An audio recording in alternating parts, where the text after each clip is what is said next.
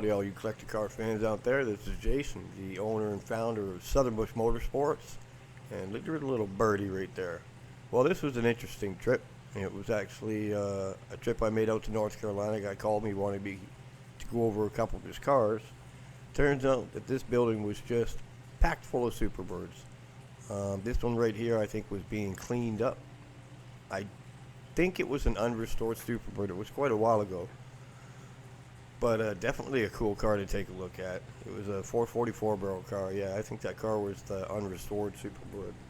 It looked like it might have had one repaint on the outside of it. But I could be wrong on that too.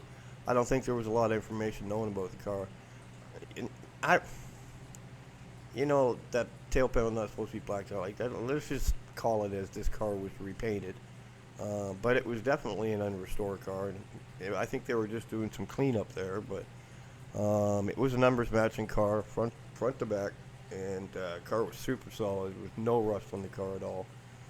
And this would be later on in my career. I have a bit of a surprise at the end that will give some idea on how this whole Mopar bug got started for me. But I didn't have too many pictures of these cars. A little bit of I don't know, man. That might have been the original paint, because that's metal underneath that paint right there.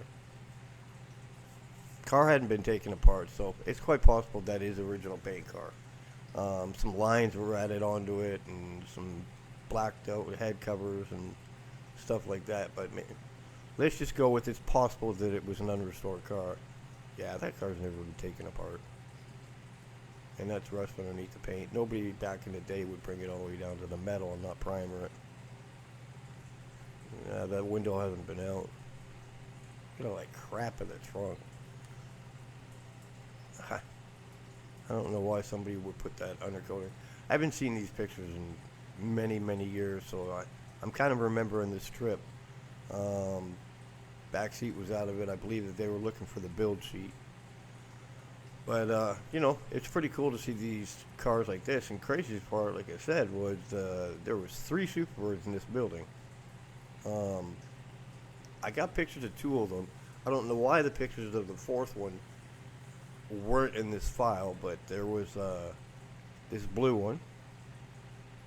You can see that white interior there. I always loved that color in the Superbirds. That white interior is really nice. Definitely was the original interior in the car, because it was pretty dirty. It was a relatively low mileage car too. There wasn't a lot of miles this car. It was less than 60,000 miles, I believe. But yeah, I'm gonna go with that car was unrestored. It was kind of not rough, but definitely it was driving. You could run. It ran and drove. No problem whatsoever. It ran and drove. I think to just document the cars, I ended up having to scrape the number on the inside of the trunk and all to make sure that they were real. You never can tell. And he didn't tell me when I came up there that he had 3 Superbirds. Now he actually had, I couldn't find the file on this, but he had a really weird car. I'm just going to tell this quick story while you guys are looking at the pictures. He had this really weird car outside. It was a 67 383 Charger. Now, the story that I got on this car was that the assembly plant that put these cars together, this was actually a 67 Hemi Charger, but they ran out of Hemi motors, so the instructions were to put 383 in them. But all the Hemi stuff was actually there. There were just, I can't remember exactly what it was. And I believe at one point I was able to verify the story that this was something that actually happened. But the build sheet said Hemi on it. But it was a 383 in the car with the VIN number matching. It was the weirdest thing. So look at the underside of that, inside that trunk lid there, all that surface rust. Maybe that car was from Florida or something. So I don't know if it was true, but it was pretty weird to see that, because all the markings were there, the telltale signs were there that it was actually a Hemi car, but it had a 383 in it, and the 383 was numbers matching to the fender tag. So I don't know if anybody else out there knows the story, if they actually ran out of engines and wanted to keep the assembly line going, so they just stuck 3D3s in the cars. Who knows? Who knows if it's true? But that was the story I got. It seemed to make sense to me. Everything looked like they did. Right there is a pretty good shot of that car too. The guy had a really big open building for this. I don't know if he was going to be set up for. Tried to set up. I can't remember if he was trying to set up to be able to restore cars, but I'm sorry, I got to show the same pictures because it is just. I don't know. I just can't find the file that's got all these pictures on it. So it's possible there might be a part 2 on this, but I'm also going to do a part on how many Superbirds that I've found in my career. It was over 100. That's 4 pistol grip 4-speed car too, so that's pretty cool. 70 Superbird 444 barrel pistol grip. Now this car right here was pretty nice car. I mean, that car was done. It looked correct. You know, you'd be the judge of what you think if this car was restored or not. He had this one hidden in the side of the building there. All these Superbirds were in different rooms in the building, so it was, you know, a lot of moving around and stuff like that. But definitely a nice car. Nice and straight, everything lined up on it. The car almost looked brand new. If I remember right, I think I'm going to go with that. This was definitely a restored car.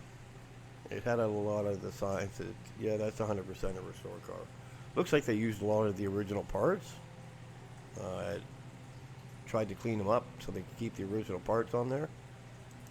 Yeah, that dash looks like it's been restored. The steering column, it's got a little bit of the original rust in it, so they might have kept that original steering column. The dash definitely has been restored. Doesn't matter how much you preserve these cars, that plastic on that dash cover gets bad sometimes. It's the wrong tire in the trunk, but it's a really nice looking car. I think it was a 446 pack car. Yeah, she was beauty. Nice and clean. Bucket seats. I think this was one. No, actually, I think this was a bench seat car, if I remember right. Yeah, bench seat. Automatic on the column. Nothing real fancy about it, but it's Superbird. Actually, now I can see that that's the yellow Superbird. That picture we just saw of the instrument cluster, I think that was on the blue one. That one I can see right there. It's got the fake RPM gauge on it, or the dummy one. But definitely did a good job on it. No question about that. Pretty clean looking car. Yeah, there's no question this is a restored car. So this next Superbird, like I said, I don't know where these pictures went, but he had an orange 446 pack Superbird there. And it was a restored car as well. Really nicely restored car. Few cosmetic things still needed to be done on the car. Needed to be buffed out, the decals put on the air cleaner, obviously, you can see that. But the car was really nice. I've got one picture of the back end of this car. I don't remember why, but it was a really nice car. Of course, you got to take my word for it. But so that was 3 Superbirds in one car. Now this right here is the engine compartment of a 1970 446 pack Superbird that started the biggest hunt of my entire career. A truck driver had messaged me on my website in the very beginning. Said he was driving once, he saw this thing called a Superbird. He knows he put the dot on the map. A couple days later, he found the map because he was retired. And he sent me, he goes, I remember I took a Polaroid picture of it. He sent me the Polaroid picture, and he actually sent me the whole map, the original map. He put a dot on there. I went looking for this car. It took me a week to find this car. When I found it, the car had already been sold. But then I noticed that there were some other cars on the property. One person led me to another person. I ended up staying out in this area for 4 months because there were so many cars out there. Now this Superbird, when it was found, was rough. It was really rough. But the guy that had this Superbird also had a 1967 Hemi GTX convertible, which I also bought. It was insane because the guy that bought the Superbird, he restored it, but he had a ton of cars. And eventually I would end up buying him out.